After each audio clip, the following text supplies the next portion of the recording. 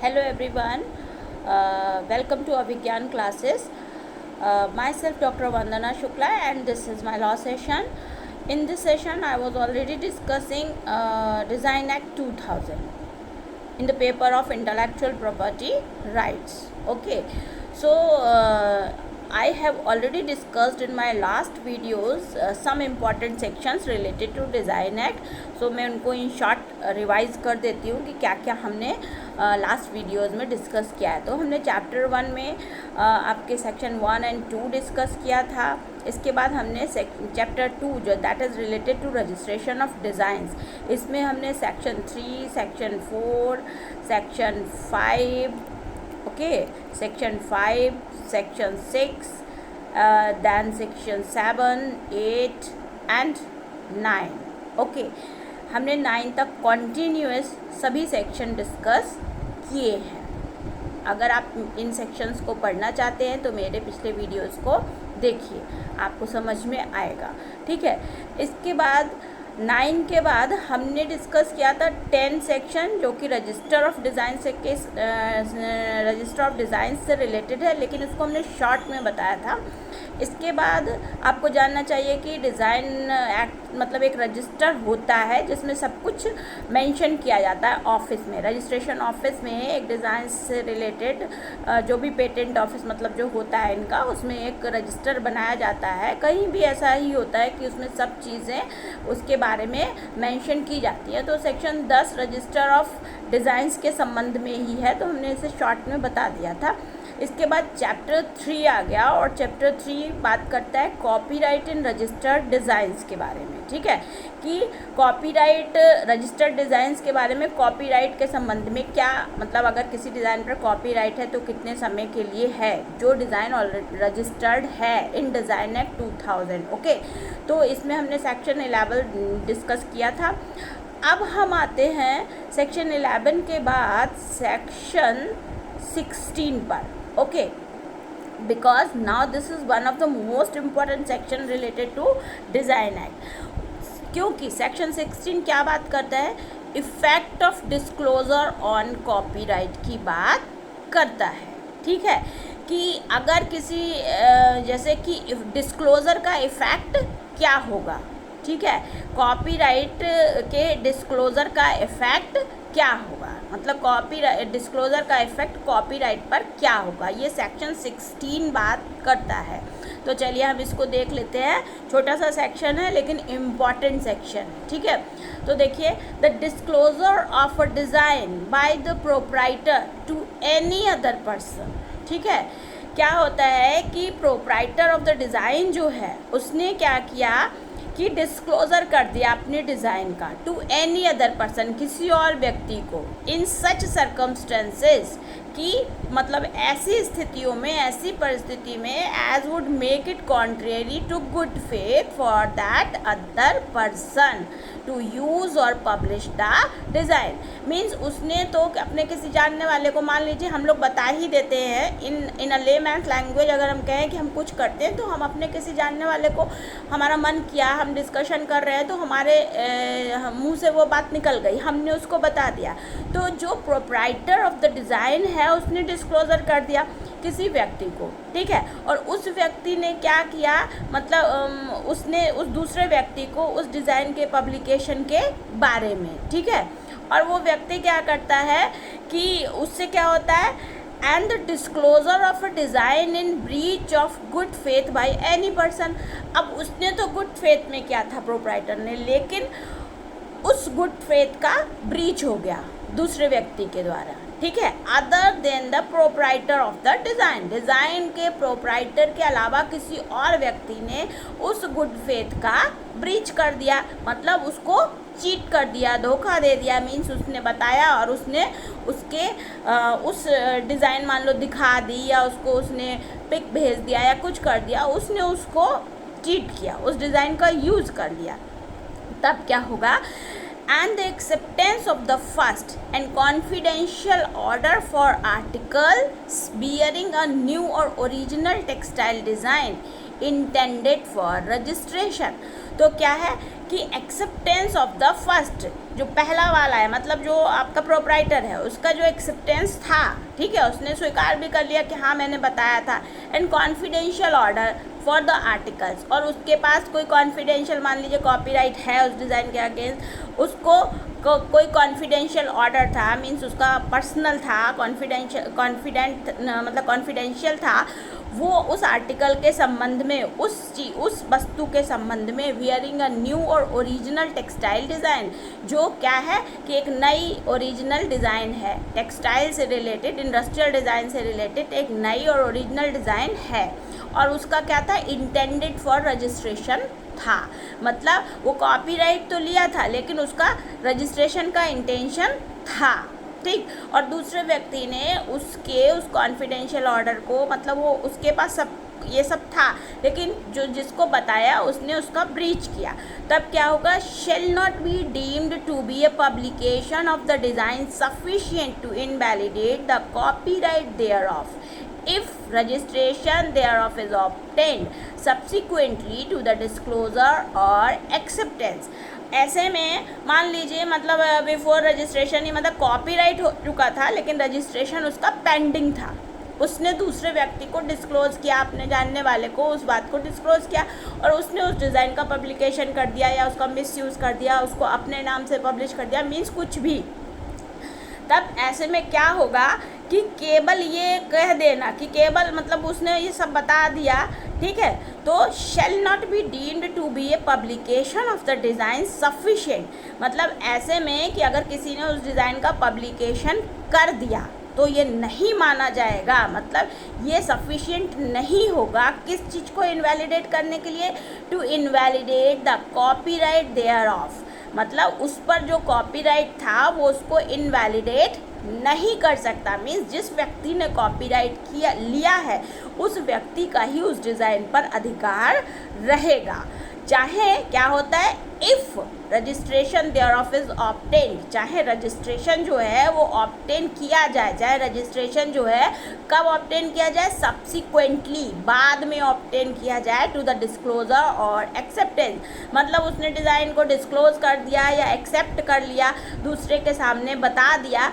तो ऐसे में भी मतलब डिज़ाइन का रजिस्ट्रेशन सब्सिक्वेंटली हो रहा है, ठीक है, तो भी वो उसका जो एक्सेप्टेंस या डिस्क्लोज़र की वजह से और ब्रीच किया जिस व्यक्ति ने, उसकी वजह से मतलब उसका कॉपीराइट जो है वो इनवैलिडेट नहीं होगा, चाहे रजिस्ट्रेशन ऐसे डिज़ाइन के संबंध में बाद में ही मिले।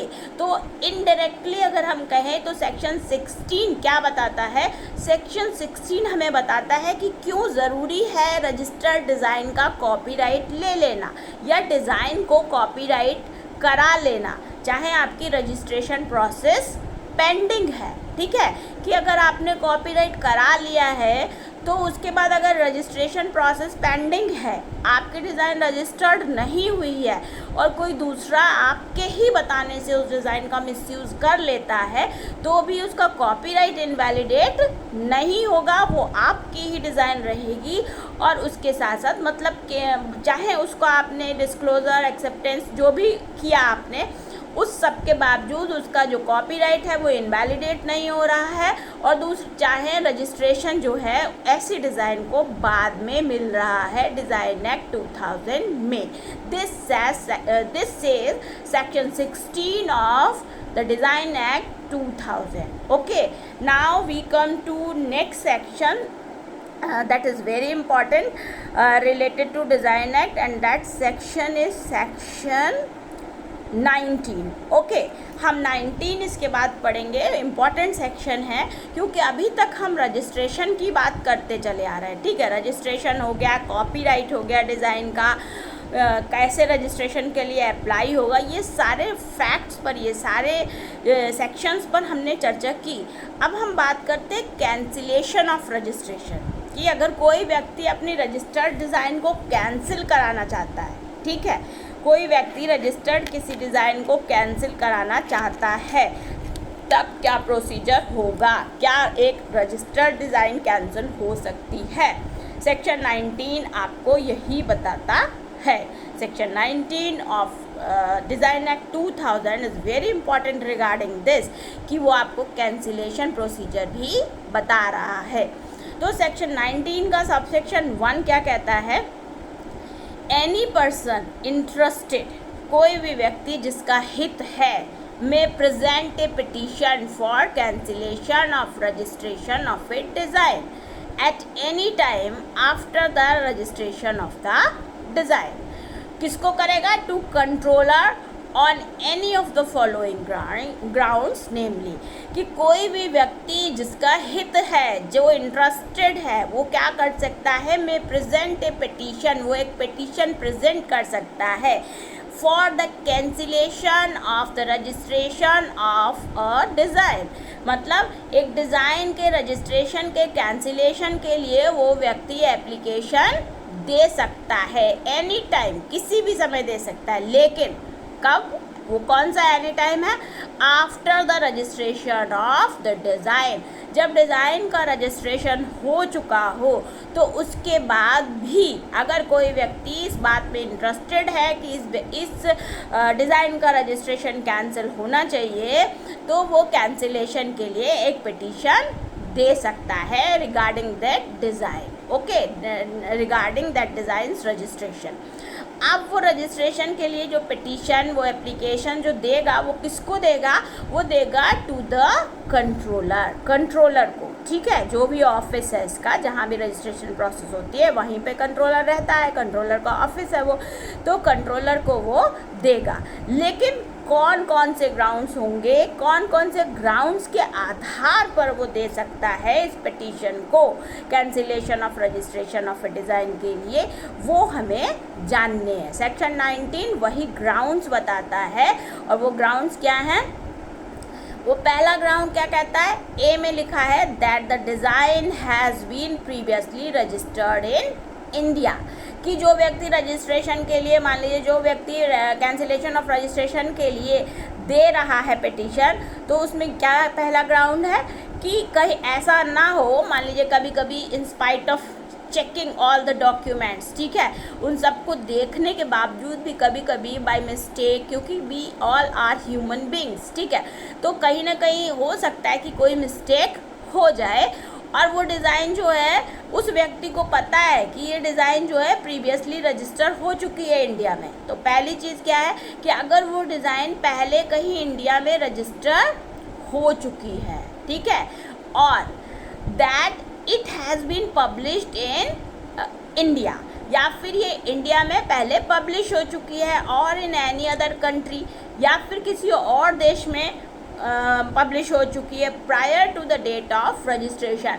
मीन्स इंडिया में जिस डेट पर उस डिज़ाइन को रजिस्ट्रेशन मिला, उस डेट से पहले ही ये डिज़ाइन इंडिया में कहीं या तो पब्लिश हो चुकी, या फिर वो डिज़ाइन किसी दूसरी कंट्री में पब्लिश हो चुकी है। ये दूसरा ग्राउंड है।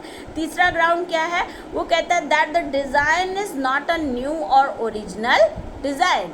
जो भी application for the cancellation of registration दे रहा है, पिटीशन कर रहा है, पिटीशन दे रहा है cancellation for registration of design, तो उसको इन ग्राउंड्स में से कोई ना कोई ग्राउंड्स होना चाहिए, तभी कैंसिलेशन होगा उसका रजिस्ट्रेशन का, उस डिज़ाइन के, अदरवाइज नहीं होगा। तो तीसरा ग्राउंड क्या कहता है कि वो डिज़ाइन नई नहीं है, ओरिजिनल नहीं है। नई नहीं है, ओरिजिनल नहीं का मतलब क्या है कि मतलब वो पहले कहीं रजिस्टर हो चुकी है, पहले कहीं पब्लिश हो चुकी है, वो डिज़ाइन पहले कोई बना चुका है, इस चीज़ का कोई सबूत है, तो उसको वो शो करना पड़ेगा अपने पिटीशन के साथ। तो डिज़ाइन अगर नई नहीं है या फिर ओरिजिनल डिज़ाइन नहीं है, ये आपका सी ग्राउंड है सेक्शन नंबर 19 का। और डी ग्राउंड क्या कहता है कि that the design is not registrable under this act, या फिर डिज़ाइन इस एक्ट में रजिस्ट्रेशन के योग्य नहीं है, ठीक है, कि डिज़ाइन इस एक्ट में रजिस्टर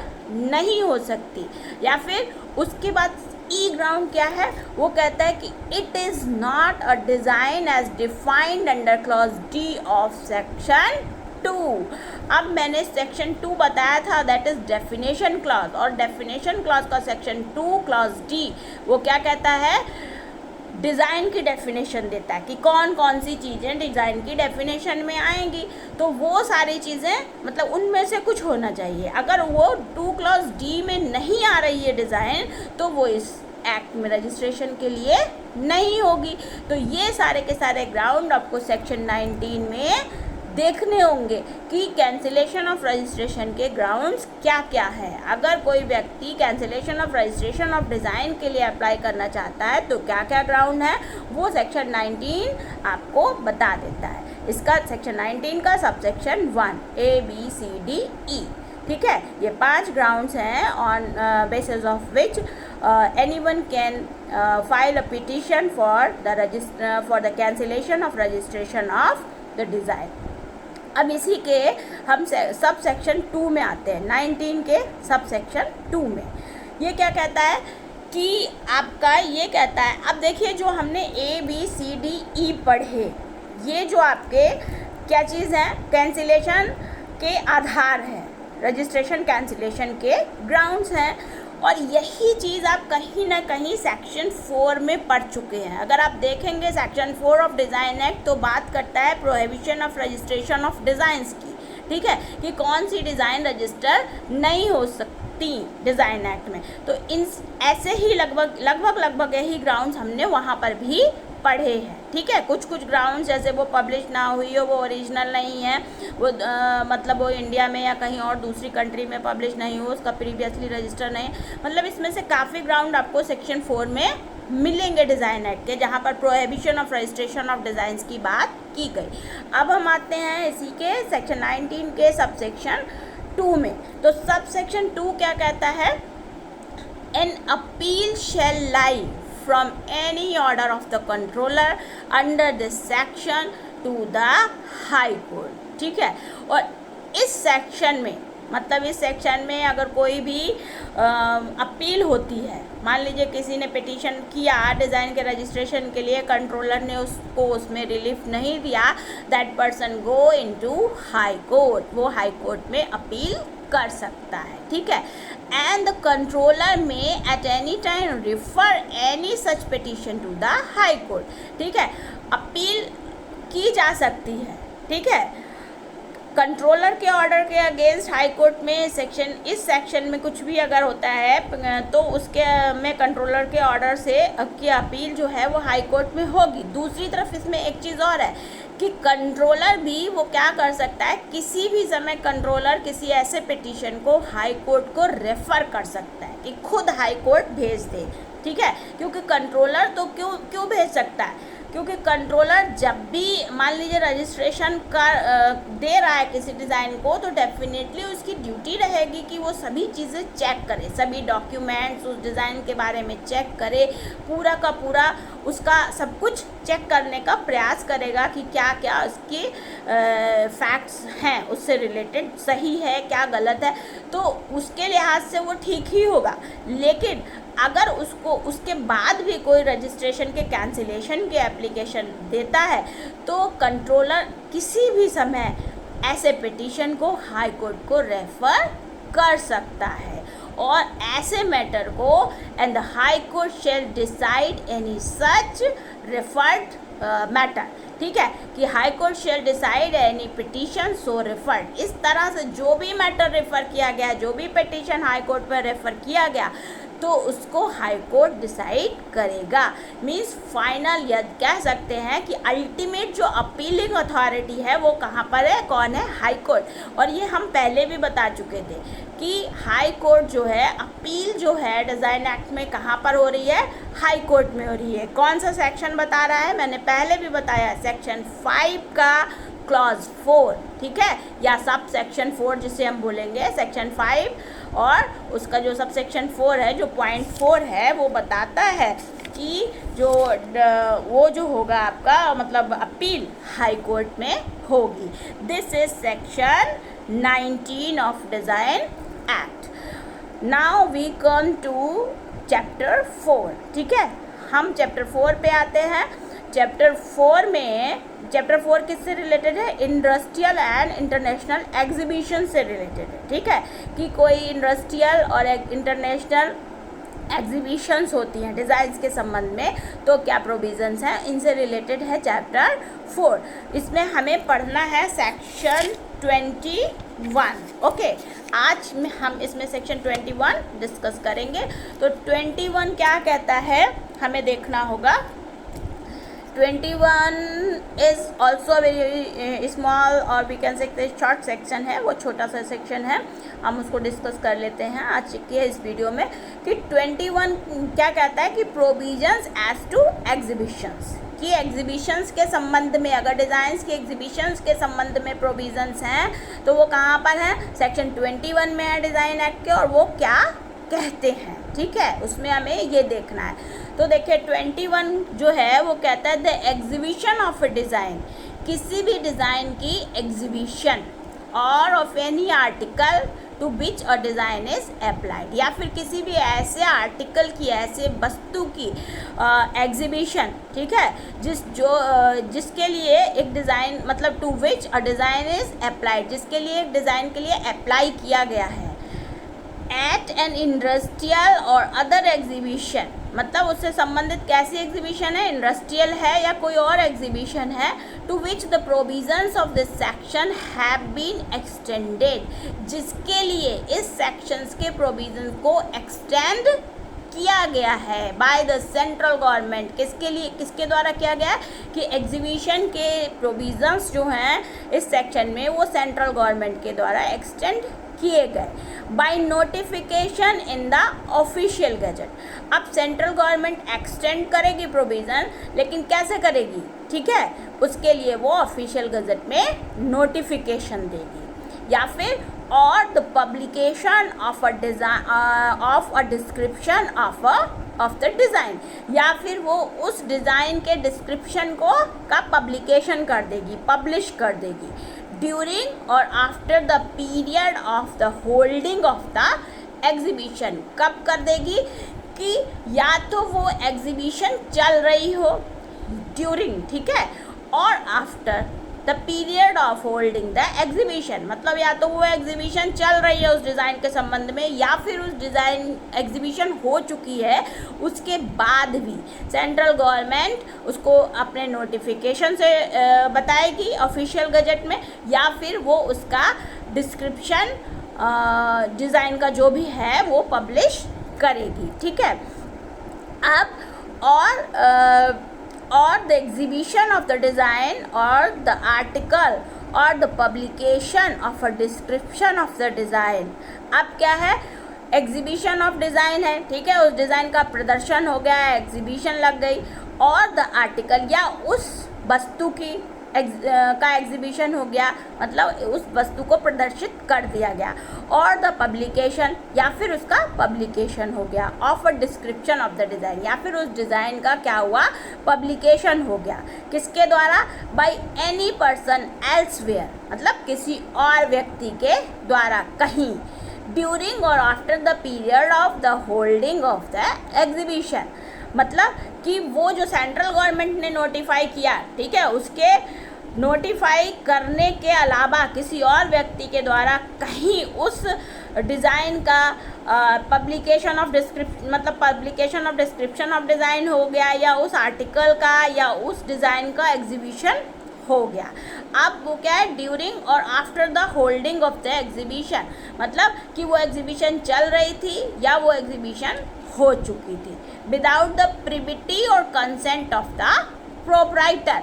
अब जो है, जब सेंट्रल गवर्नमेंट अगर किसी डिज़ाइन के, देखिए समझिए कि सेंट्रल गवर्नमेंट जब डिज़ाइन के उसके लिए पब्लिकेशन करेगी, उसको एग्जीबिशन करेगी, उससे परमिशन ली जाएगी, तब तो ठीक है, तब तो वो परमिशन प्रोप्राइटर के, मतलब प्रोप्राइटर मांग रहा होगा, ठीक है, और सेंट्रल गवर्नमेंट को ठीक लगेगा तब।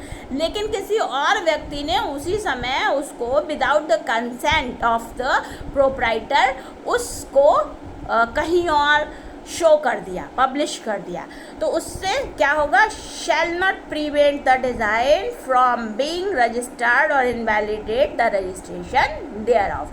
तो इससे क्या होगा कि इससे किसी डिज़ाइन का जो रजिस्ट्रेशन से रोका नहीं जा सकता, मतलब सेंट्रल गवर्नमेंट ने परमिशन दी थी, सेंट्रल गवर्नमेंट की परमिशन से उसका वो चल रहा था, एग्जीबिशन हुआ, ठीक है, चाहे उसने परमिशन बाद में दी एग्जीबिशन के, चाहे पहले दी, या उसका पब्लिकेशन कराया, तो उसके अलावा अगर किसी व्यक्ति ने बिना कंसेंट के प्रोप्राइटर की उस डिज़ाइन की एग्जीबिशन कर दी, या उस डिज़ाइन का डिस्क्रिप्शन कहीं पब्लिश कर दिया, उस आर्टिकल का या उस डिज़ाइन का कहीं भी प्रदर्शन हुआ, तो इससे उस डिज़ाइन के रजिस्ट्रेशन पर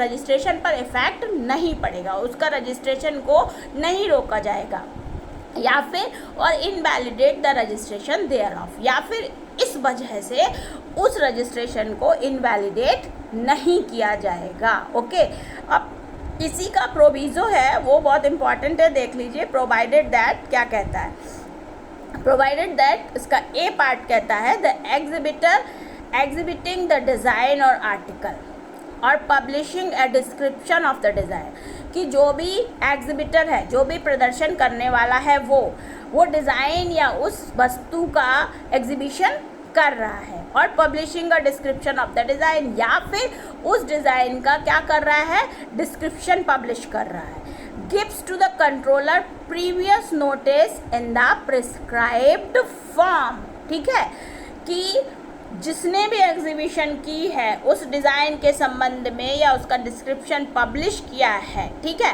अगर सेंट्रल गवर्नमेंट के नोटिफिकेशन के अलावा है, किसी और व्यक्ति ने किया है, तो उसके लिए उसे क्या कर, without the consent of proprietor है, तो उसको क्या करना होगा, उसको इस संबंध में कंट्रोलर को एक प्रीवियस नोटिस देना होगा, और कैसे देना होगा, इन प्रिस्क्राइब्ड फॉर्म देना होगा, मतलब जो भी उनका फॉर्म है इस पर्टिकुलर पर्पस के लिए होगा, उस फॉर्म के थ्रू वो नोटिस देगा, ठीक है, कि वो व्यक्ति भी कि मैं इस डिज़ाइन को ऐसे ऐसे एग्जिबिट करना चाहता हूँ, इसका एग्जीबिशन करना चाहता हूँ, और इस डिज़ाइन का डिस्क्रिप्शन को पब्लिश करना चाहता हूँ, तो इसके रिगार्डिंग अगर कंट्रोलर को पहले से नोटिस दे दिया जाता है तो उसके रजिस्ट्रेशन पर इफेक्ट नहीं पड़ेगा, या उसका रजिस्ट्रेशन इनवैलिड नहीं माना जाएगा। अब इसी का जो बी पार्ट है प्रोविज़ो में, वो क्या कहता है, The application for registration is made within 6 months from the date of first exhibiting the design or article or publishing a description of the design। अब इस बी प्रोविज़ो में टाइम दे दिया, ठीक है, उसमें क्या टाइम दिया कि जो भी रजिस्ट्रेशन के लिए एप्लीकेशन दी गई है, ठीक है, उसमें is made within 6 month, उसको 6 महीने के अंदर from the date of first exhibiting the design, मतलब जब पहली बार डिज़ाइन पब्लिश की गई या वो आर्टिकल एग्जिबिट किया गया, वो आर्टिकल या उस डिज़ाइन का एग्जीबिशन हुआ, या उससे संबंधित उस डिज़ाइन से संबंधित डिस्क्रिप्शन पब्लिश हुआ, तो उस फर्स्ट एग्जीबिशन से क्या है कि एप्लीकेशन फॉर रजिस्ट्रेशन जो है वो कब दी जाएगी, उस एग्जीबिशन के विद इन 6 मंथ, मतलब जो पहली बार जब उसका एग्जीबिशन हुआ है उससे 6 महीने के अंदर दे देनी है, एप्लीकेशन फाइल कर देनी है रजिस्ट्रेशन की, ठीक है। तो this is section 21 in chapter 4, ठीक है, related to the provisions as to exhibitions. तो हमने 21 तक सेक्शंस डिस्कस कर लिए हैं डिज़ाइन एक्ट में, and whatever sections I have discussed in the design act are very important, so it is very to know these sections. आज के video में इतना ही, जल्द ही दूसरे वीडियो में फिर मिलती हूँ, तब तक के लिए बाय बाय।